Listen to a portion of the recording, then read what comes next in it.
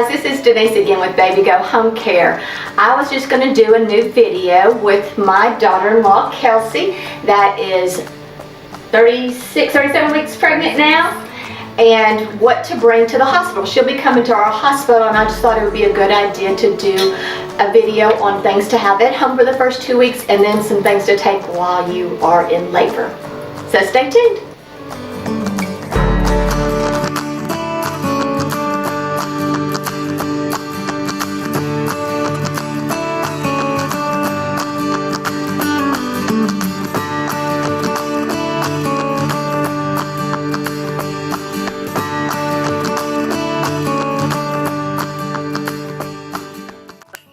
Okay guys, so this next tip and tricks are for moms that are going to the hospital. But before that, you don't know if your water is going to break in your car or your bed or wherever you may be working. So I recommend, these are pads that you can get. They're almost like what I call puppy pads, and you can use those too. But these are pads to actually help absorb, so they're pretty big. So I recommend two things. You can purchase these, and I will have a link on to Amazon on how to get these. But these pads, one is that put them in your car, put them in your bed, because if you have amniotic fluid, your water breaks, you cannot get that smell out of your mattress, and it will be pretty horrific, especially in your car if it's June, July and August. So I would wear these. Also, these are great, so when you go home, instead of changing that pad that your baby boy or baby girl may teach you on, you can use this to change them on, and it absorbs. And then once you're done with that side, you can use the next side, and then use just a little bit, or throw it away, and you don't have to worry about 2 in the morning getting a new sheet out. So this is a simple trick to use when you go home. So the other things are things that I thought of that moms always use or want when they are in the hospital. So one is a fan. The nurses don't mind if you use it. I will tell you, these are portable. This is battery operated, so it doesn't have to stick. As well as this one actually has a clip because there's nowhere to put it right by the bed, and it's blowing on. Especially when you 2 or 3 days out, you might be dripping sweaty hot because your hormones are in and you don't want it on the baby. So that clip can go right there and focus on you and not on the baby. So this is a good idea to have, especially if you are laboring and you've been pushing for 2 hours. The other thing is get your own very water bottle. I do recommend that is, I had locked there. Have one that you can put on the stroller, as well as it can fall over. Nothing's going to get to it, and it's contained, because you're going to need water. Like I said, you do 1 breast, you need 1 bottle of water. This will keep you hydrated and allow you to continue breastfeeding longer.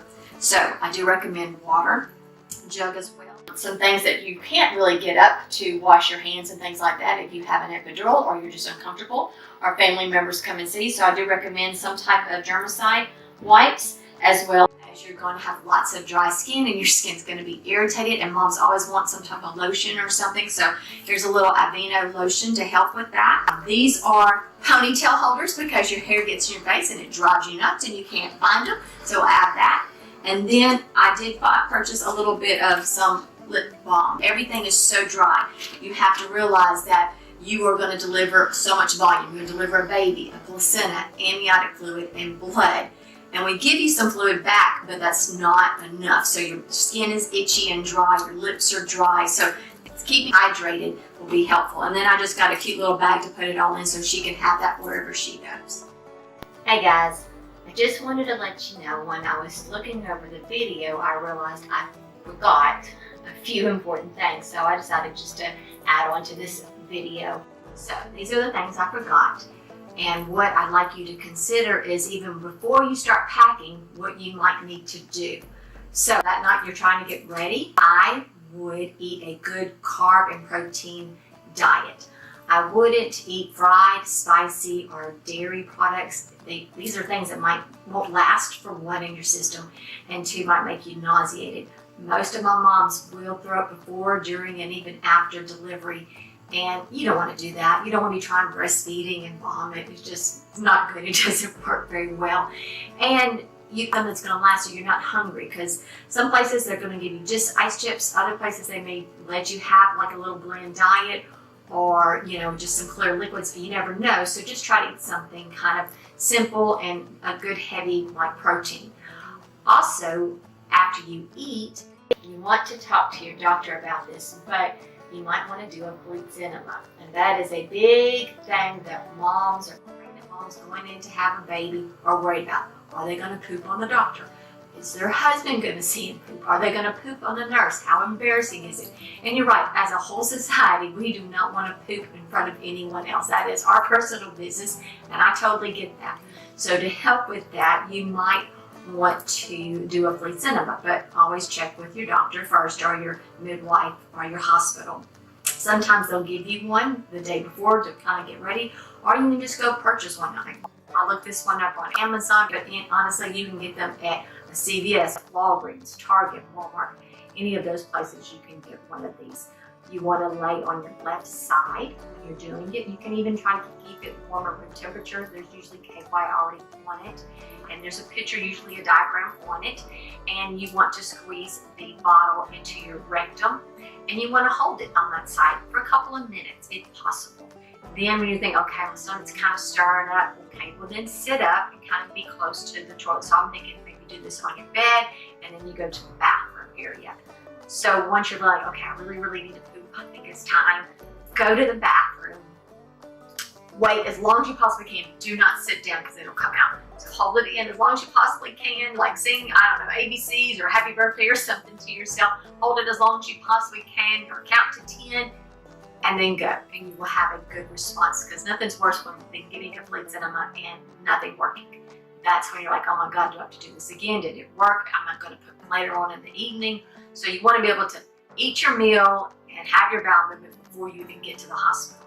Some other things to consider about also having worry about, most important thing, you know, worried about that you're pooping on yourself in front of everybody else, is that we give you medicines that cause constipation, and you really do not want to have a strenuous bowel movement after you have a baby. One, you may have a episiotomy or a laceration, you may already have hemorrhoids, and all of that's going to be uncomfortable. And medicines like the Percocets and the Norcos and Lortabs that we give cause constipation. So the last thing you want to do is to have a bowel movement after you've had a baby, because it's very painful. So if you have a very minimal bowel movement, most of the time your doctor will prescribe a stool softener when you're going home, and that will help as well. So just think about that before you get to the hospital. So another thing that a lot of moms ask me prior to coming to the hospital is if they can wear their own gowns. They have a special gown or a gown that looks like mommy and baby, and that's great. We want you to be happy and match and look great for your pictures and things like that. But some things to consider. One, you want to make sure a doctor can get to your stomach, your bottom, as well as a nurse, and you want to make sure that anesthesiologist, if you're having an epidural, to make sure that it's open to the back. So they're really not going to let you wear a bra if it has metal on it, and if that gown has metal snaps on it. So I have looked up on some Amazon, because y'all know I love Amazon, a few gowns that are loose, easy access for breastfeeding, and that you could wear if you wanted to in labor. But honestly, girls, I would wear the gown that the hospital gives you, because it's going to get nasty. There is no doubt in my mind. You're going to sweat. You're going to have meconium down there, maybe. You're going to have blood, amniotic fluid for sure. You may throw up, everything. So it's not something that you want to take home afterwards. Just use one of theirs. And the reason why I say not to wear snaps is because it's metal. For some crazy reason, you have to go for a C-section. We cannot have you wearing any metal on in the OR. That's why they a lot of times make sure you have no metal jewelry, safety pins, toe earrings, things like that. You want to make sure all of those are off, because we can't have metal, because we have something that we use called a cautery, and we do have a grounding pad. It's either on the table or on you during delivery, and it's just to prevent you from getting burned, and that's the reason why we don't really want you to have any metal. But after delivery, girls, nurses do care less what you wear. You don't even have to wear nothing at all. I mean, we're going to give you those lovely Victoria's Secret underwear, those mesh underwear. but this is when it would be a good time to have a support bra, a nursing bra, and I've had listed a few that's easy access to baby, especially when you've got your gown on and you have family or friends are coming in. You want something kind of discreet and easy so they don't have to take everything off. And so this is a good time to have that, or even like a shorts and top, something you pull the gown, the shirt up, and you have your bra and you snap it down and put the baby on. So just think about that when you're packing your stuff to go to the hospital. So another thing I would put in my bag is your pillow, whether you bring in a Bobby or your lullaby pillow or your breast pillow, that would be a good thing to have, as well as a pillow and blankets for your husband or your partner, your mom, whoever, because you're going to have that room ice cold, ladies, and they're going to be freezing. And you may be in there for 30 minutes, but you may be in there for like 48 hours. You have no idea. And we keep it down low for those lumps. I freeze when I go to work. I have long johns, long socks on, long sleeve shirt, and my jacket. You're going to keep us cold. Now, of course, when the baby comes, we adjust the temperature and we get it warm for the baby. But until then, we'll let you freeze us out. And we really don't care about what those husbands or partners are worried about. They can get their own stuff. Most places will give you blanket stuff, but you probably be more comfortable with your own blanket and pillow. So another thing that I would recommend also for the hubby and family members that are coming and sitting with you, your partners, your support people, is snacks. Bring waters or sodas, their own cups, and just something to eat, because vending machine gets expensive and you don't know when you're going to deliver, and sometimes some people are worried about them leaving and things like that. So another thing is go ahead and put some apps on your phone for dinners, get them delivered, pizza delivered, or there's tons of apps out there now that you can use to get, go waiters and things like that to help you, so they can bring stuff to you so you don't have to worry about missing anything. Okay, moms, so my last suggestion is to bring things for you for either meditation or keep you calm. A couple of things that I've seen moms do, and I think it's a really good idea, is that they get them a sleeping mask. One, this keeps everything nice and dark so you can try to rest. It also tells your family members, hey, she's asleep, she's wearing this, or the nurses, so they don't go in there and bust in while you're trying to sleep. It kind of gives them the idea you're not really wanting to be disturbed. Also, if it's before the baby, get you some earplugs, so when the nurse comes and she hasn't wake you up, or you hear the monitors are dinging and the IV's beeping and everything's going off and the pulse ox is going off, you hear all of that and you're not getting that good night rest, because honestly, that's the last good nap you ever really get for a long time. So try to use these little things to help you sleep. Also, I recommend is to bring extra batteries. You never know when you're going to need them for things that you may have. You can also bring you a headphone set so you can listen to music, as well as, like I said, tune people out to kind of keep yourself calm.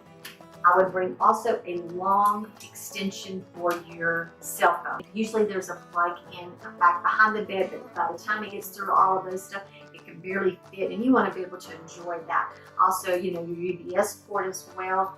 And if you don't have one of those, then sneak in and you have a little cord. Try to get you an extension cord. That might help also for the things that you're wanting to keep charged. Also, extra batteries or chargers for your cell phone, because you're not going to realize how much you're going to use that cell phone. And when it's really time to tell everybody all the great news and information, you're going to be out of batteries. And you're going to be like, oh my gosh, and you can't tell anybody anything like that. So I recommend just anything like that. Extra batteries, extra chargers, things like that will help you guys. So that's the last little bit of information I have to help you before you get to the hospital and what to pack in your bag. Good luck, and stay tuned for my next video, which is the follow-up on what you need for your baby's basket. I wish y'all great success. I know you'll be fabulous. You've got this. You're going to do great. And good luck. And I will talk to you soon.